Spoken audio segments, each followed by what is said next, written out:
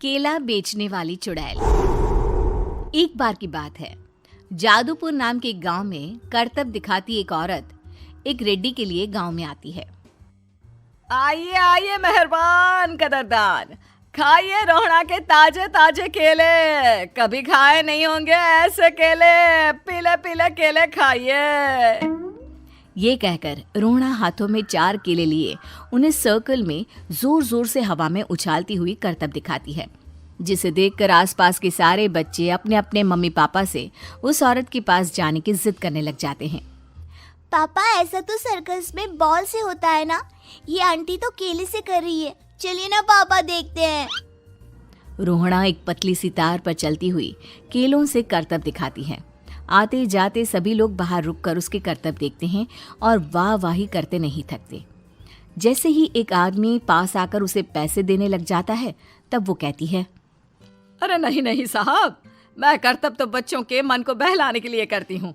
धंधा तो मेरा केले का है। पीछे देखो मेरी रिड्डी, जो भी मेरे केले खाएगा मेरी तरह चुस्त दुरुस्त और तंदुरुस्त हो जाएगा। पता चलता है क्या कि मेरी उम्र 55 की है। अरे पर ऐसे ठंड के मौसम में कोई केला क्यों खाएगा? ये ऐसे वैसे केले नहीं है साहब, ये शरीर में गर्मी देते हैं। ठंड को दूर भगाए जो भी रोहिणा के केले खाए। पापा, अगर मुझे केले नहीं मिले तो मैं घर नहीं जाऊंगी। तभी उसके पापा कहते हैं कि बेटा, केले ठंड में कभी गर्मी नहीं देते। ये सब कहने की बातें हैं, सामान बेचने का तरीका है इनका। पर पिंकी नहीं मानती। मैं केले खाऊंगी। पिंकी की जिद के आगे नत्थू हार जाता है और उसे केले खरीद कर दे देता है। पिंकी खुश होकर केले घर ले आकर खाती है। अब मैं भी करतब करूंगी, कितना मजा आएगा। जादुई केले। पिंकी पहला केला खत्म भी नहीं करती कि वो बेहोश हो जाती है। दूसरे केले से एक काला धुआं आता है और रोहड़ा चुड़ैल बनकर बाहर निकल आती है।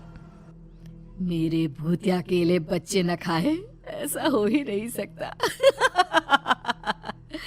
जादूपुर वालों, कब तक बचोगे? आ गई हूं मैं रोहड़ा, जिसका कोई नहीं कर सकता सामना। रोहड़ा पिंकी को गोद में उठाकर काले धुएं में कहीं गायब हो जाती है। शाम के वक्त नत्थू घर लौटता है और पिंकी को घर में ना पाकर उसकी माँ से कहता है, माँ पिंकी कहाँ है?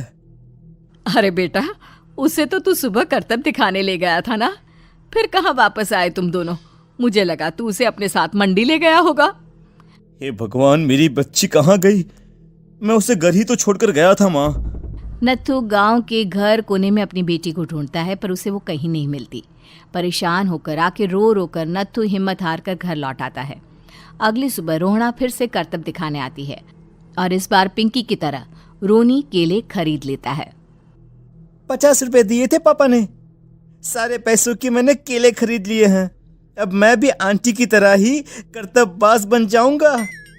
यही सोचते हुए रोनी केले खाता है और पहला अकेला केला आधा खत्म भी नहीं करता कि चुड़ैल उसके सामने आ जाती है।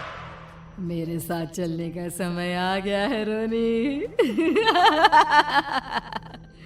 ये तो बस शुरुआत है।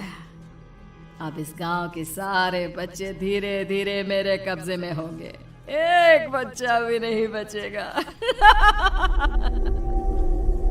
ये कहकर रोना रोनी को गोद में लेकर काले धुएं में अदृश्य हो जाती है। इसके बाद हर रोज गांव में से कोई ना कोई बच्चा गायब होता, पर ऐसा क्यों हो रहा है किसी को भी समझ में नहीं आ पा रहा था। रोज की तरह अपनी बेटी पिंकी की तलाश में नत्थू गांव के एक तालाब के पास बैठा रो रहा था। कहाँ गई मेरी पिंकी? शकुंतला के जाने के बाद एक वही तो मेरा सहारा थी। अरे उसकी आत्मा कोस रही होगी मुझे कि मैं अपनी बच्ची को संभाल भी नहीं पाया।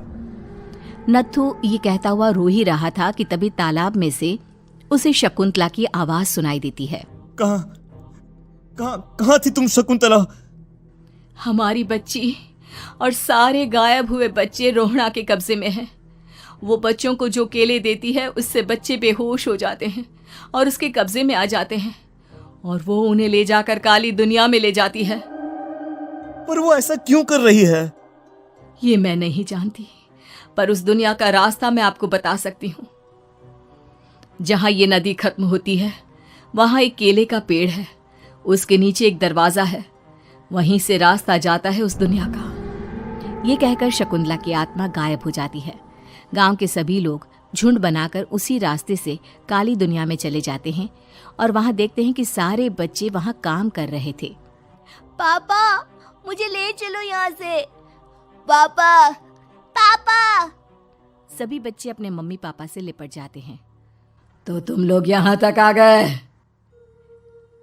क्यों हमारे बच्चों को पकड़ लिया तूने? तुझे शिकार ही बनाना है तो ले, हम सब आ गए हैं, हमें खा ले। नहीं, मुझे बच्चे चाहिए। मेरे बच्चे के बदले तुम लोगों के बच्चे।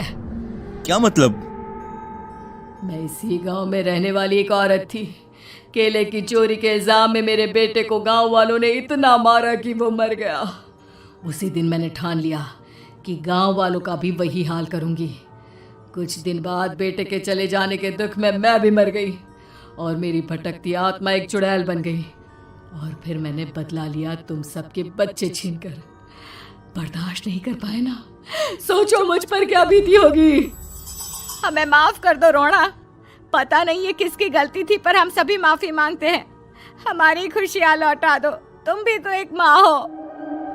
गांव वालों की बात सुनकर रोना का मन पिघल जाता है और वो बच्चों को छोड़ देती है।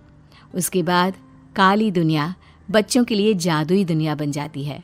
अब कोई भी कभी भी वहां आ जा सकता था।